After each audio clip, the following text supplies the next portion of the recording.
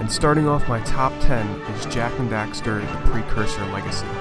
I just remember the first time I played Jak and Daxter, and I simply could not believe how expansive the game world was, and that's due in credit to that there's no load screens between areas in the game, so as you go throughout the game and the environments, you never once have to watch a load screen. Everything is connected, and that really helps make, a world that's believable. Not only that, but the character animations and voice acting and just interaction throughout the world was really impressive. Even though Jak was silent, it really helped with Daxter's comic relief and all the other characters they met along the way.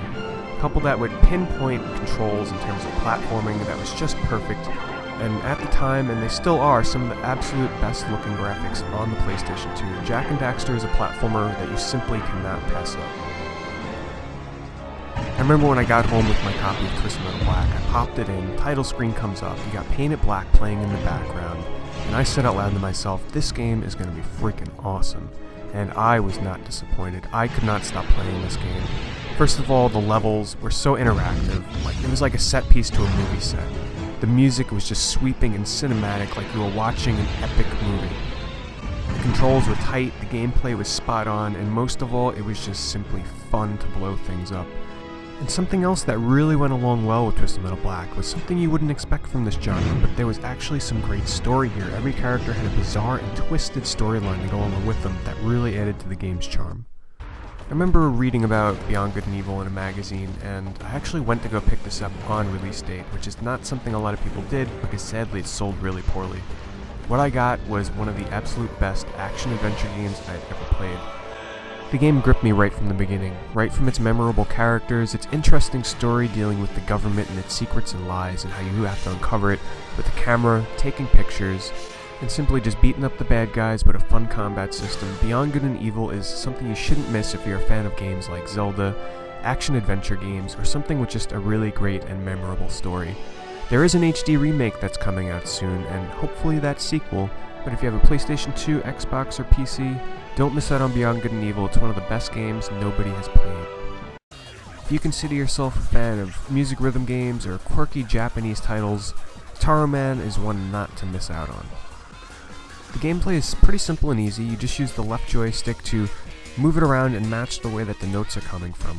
And then you just use one of the face buttons to hit the start of a note and then hold it down as long as that note lasts. It's pretty simple, but the game does get really challenging, especially on the harder difficulties. The game's charm is built around its visuals, its characters, and its music, especially if you're a fan of J-pop or techno, though there is a large variety of music to be found here. There's only a handful of tracks, so it is a pretty short game. It's not really the kind that I find that you play for hours on end. It's more the type of game where you come back to it every once in a while, just to experience its quirkiness one more time. You win!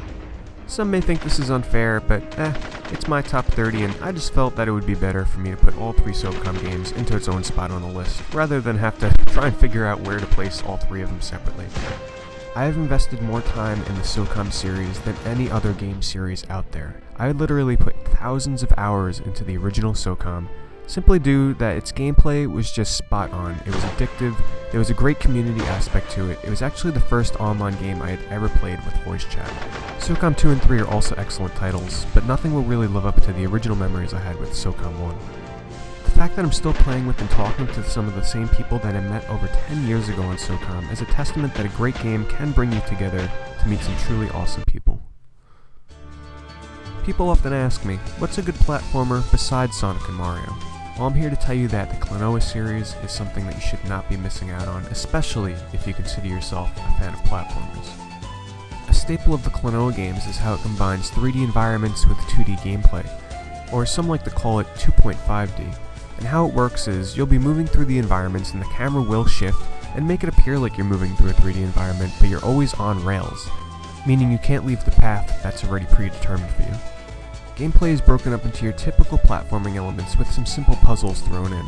Nothing too challenging, but it does get the mind working here and there. Klonoa can also grab enemies and use them to double jump, throw them to get rid of obstacles, or throw them at other enemies. Klonoa 2 is just a cute and charming game, with some really excellent cel-shaded graphics, beautiful music, and an experience that'll really last with you from beginning to end. If you're tired of your typical turn-based or action RPGs, I urge you to check out Persona 4, especially if you've never played any in the series before. What I found so captivating about this game is the story, how you can enter TVs and you're trying to solve a murder mystery about why people are getting killed. Persona 4 has some of the best character development I've ever seen in any game. I was totally glued to my TV just to find out what happens next, what was this character's motive, and how they interact. And it's all sewn together by a social link system where you actually level up the characters in your party by interacting with them in the main storyline, like hanging out with them after school and so on. The game does have a Pokemon aspect where you do collect monsters and fuse them together and level them up, and there is a lot of dungeon crawling, but I'm telling you, you have to experience this one at least once if you're a fan of RPGs. If you're looking for a game where you can just sit back, relax, enjoy the visuals and the music, and overall the experience, Rez is the game to look into. Now there is a superior version out on Xbox Live Arcade known as Rez HD, but if you just don't have access to that, the original Rez on PlayStation 2 will do just fine. The gameplay in Rez is kept simple and easy to understand. It's an on-rails game similar to Panzer Dragoon, where you actually only control the crosshair on screen, and you just try and hit the enemies before they hit you. There's only 6 levels in the game, 5 regular and 1 hidden, so it is a pretty short experience, but this is the kind of game that I come back to time and time again. The main concept behind Rez is synesthesia, playing with your mind with visuals, music, and touch all at the same time. It's a video game experience you can't miss. Anytime the argument of are video games art comes up, everybody always points you in the direction of Shadow of the Colossus, and for good reason. This is a beautiful game, and not just from the technical aspect of how impressive the visuals are, but how it tries to convey the story and the idea of emotion through video games. The main concept is you go around this empty world with no other monsters to slay except for the giant colossi, which are scattered throughout the world. The game feeds you very little story, and all you know that is by killing these creatures, you'll bring back the one you love. The story is definitely up for interpretation, and by the end of the game, you truly wonder if you're the good or the bad guy, because killing these monsters really brings out an emotion that's hard to describe. You feel bad for them, you connect to them, and this is an experience that Shadow of the Colossus shines in. It's really more than just playing a video game, it's playing an experience. If you have not played Shadow of the Colossus, I urge you, please give this game a try. I truly do not think you'll regret it.